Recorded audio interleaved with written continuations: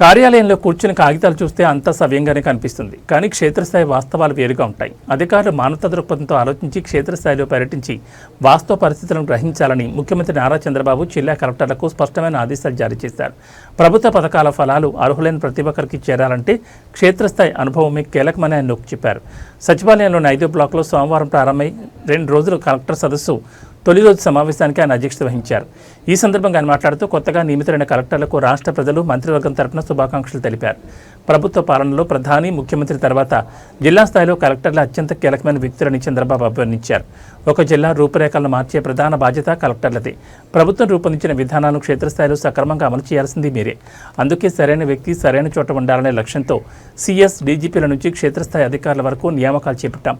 ఎమ్మెల్యేల ఎంపిక, మంత్రివర్గ కూర్పులో ఎలాంటి నిశ్చిత పరిశీలన చేశామో అదే తరహాలో సమర్థులైన వారిని కలెక్టర్గా నియమించాం.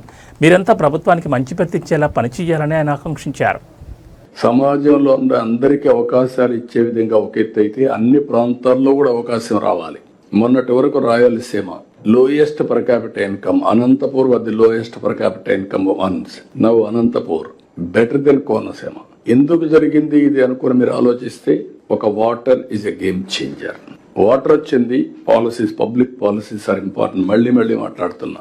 25 సంవత్సరాల కంటే ముందు ఒక ఐటీ గురించి మాట్లాడాం. ఈ రోజు ప్రపంచం మొత్తం ఐటీ ప్రొఫెషనల్స్ ఉన్నారు. Indians every 4 1 is an Indian. Among Indians every 4 1+ is from Andhra Pradesh, 30%.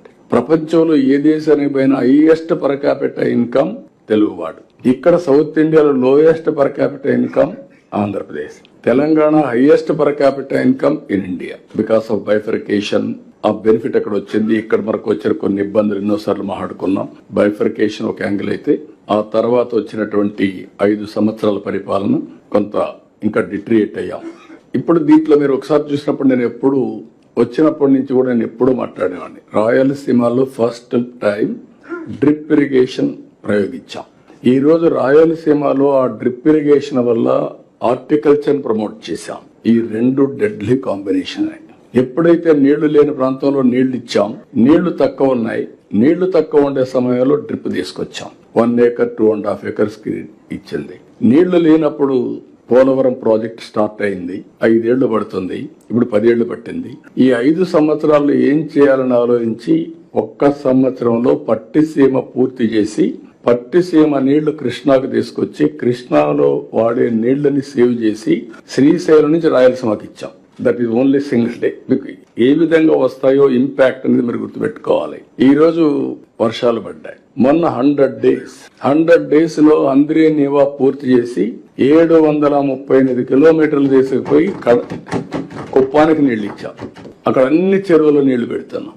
ఈ రోజు ఎంత ఆనందం అంటే, ఈసారి వర్షాలు పడ్డాయి. 90% రిజర్వాయర్స్ లో నీళ్లు ఉన్నాయి. అది 95 కూడా పోతుంది. నేను వాటర్ సెక్యూరిటీ మాట్లాడా. గోదావరిలో ఇప్పటికి కూడా కొన్ని వేల టీఎంసీ నీళ్లు సముద్రం లేకపోయినాయి. అదే సమయంలో కృష్ణాలో కొన్ని వందల టీఎంసీ, అవి కూడా వేలై ఉంటాయి. ఇప్పుడు కడాని ఎప్పుడూ పారనటువంటి పెన్నా కూడా ఫ్లడ్ వచ్చింది. ఇప్పుడు ఈ రోజు మీరు చూస్తే సోమశిలకు నీళ్లు ఇచ్చిన తర్వాత పెన్నా ఫుల్ అయి, సోమశిల పూర్తయి పెన్నా ద్వారా సముద్రంలోకి నీళ్లు పోయే పరిస్థితి వచ్చాయంటే, పెన్నా రివైవ్ అయింది, కృష్ణా, గోదావరి బ్రహ్మాండంగా వాడుతున్నాయంటే దట్ ఈస్ నథింగ్ బట్ వరుణదేవుడు కరుణించాడు, మనం సద్వినియోగం చేసుకున్నాం. మీకు ఎందుకు ఈ విషయం చెప్పానంటే, అది కూడా వచ్చినప్పుడు డిస్కషన్ కోసం, ఒక ఎగ్జాంపుల్, ఒక పబ్లిక్ పాలసీ ద్వారా వీ కెన్ ట్రాన్స్ఫార్మ్ టోటల్.